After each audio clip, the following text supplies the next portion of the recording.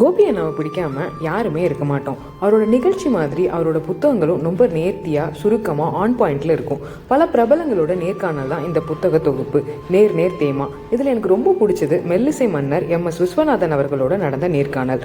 அவர் பிறந்து 4 வருஷத்தில் அவரோட அப்பா இறந்து போயிடுவார். அது நடந்த 15 நாளில் அவரோட தங்கச்சியும் இறந்து போயிடுறாங்க. ஊரில் எல்லாரும் அப்பனை முழுங்கிட்டான் அப்படின்னு பேசியிருக்காங்க. சின்ன வயசில் சரியான சேட்டை பண்ணியிருக்காரு. யாருக்கிட்டையாவது வம்பிழுத்து அடி வாங்கிட்டு வருவார் போல. வீட்டில் சொல்ல மாட்டாராம், சொன்னால் வீட்லேயும் அடி விழும்ல. இவரும் சரியாயிருவாருன்னு அவங்க அம்மா பார்த்துட்டே இருந்திருக்காங்க. இவர் மாறுற மாதிரியே தெரில.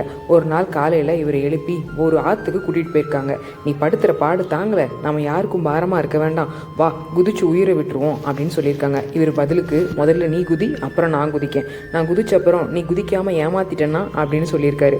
அதுக்குள்ளே அவர் தாத்தா வந்து 2 பேரையும் அடித்து வீட்டுக்கு கூப்பிட்டு போயிட்டாரு. படிப்பு தான் வரல, ஆனால் பாட்டு பாடுறதுனா அவ்வளோ இஷ்டம். தேட்டரில் இன்டர்வெல்ல பாட்டு போடுவாங்கன்னு அங்கே முறுக்கெல்லாம் விற்று அங்கேயே நின்று 20 நிமிஷம் மேலே பாட்டு கேட்பாராம். ஸ்கூலை கட்டடிச்சிட்டு நீலகண்ட பாகவதர் அப்படிங்கிற ஒருத்தரோட வீட்டு வாசலில் நின்று 3 வருஷம் பாட்டு கேட்டு கற்றுட்டு இருந்திருக்காரு. ஒரு தடவை அவர்கிட்டயே பைரவி ராகம் பாடி காமிச்சிருக்காரு. அவர் கண்ணு கலங்கி அப்புறம் முறையாக சொல்லித்தரேன் வான்னு கூப்பிட்டு சங்கீதம் சொல்லி கொடுத்துருக்காரு. தன்னோட 13வது வயசில் முதல் மேடையில் பாடியிருக்காரு. 4 மணி நேரம் கச்சேரி. அன்னைக்கு அந்த ஊர் மக்கள் வேற ஒரு விஸ்வநாதனை பார்த்துருக்காங்க. அப்புறம் சினிமா வாய்ப்பு தேடி போவார். பையன் நல்லா நடிக்கான்னு இவரை தேர்வு பண்ணுவாங்க. ஆனால் ஹீரோயின் இவருக்கு அக்கா மாதிரி இருக்குது அப்படின்னு சொல்லி இவரை வேண்டான்னு சொல்லிடுவாங்க. அப்புறம் ஊருக்கு திரும்பி போக முடியாது அப்படின்னு சொல்லிட்டு ஆஃபீஸ் பாய் வேலை, அசிஸ்டன்ட் மியூசிக் டைரக்டர்னு இருந்து நிறைய கஷ்டப்பட்டு எம்ஜிஆரோட படத்துக்கு இசையமைப்பாளராக ஆகுறாரு.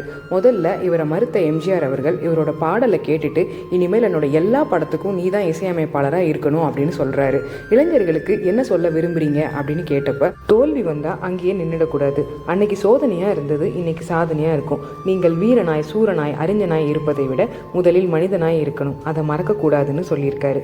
வேற ஒரு பதிவில் பேசலாம். இப்படிக்கு அன்புடன் வாசகி.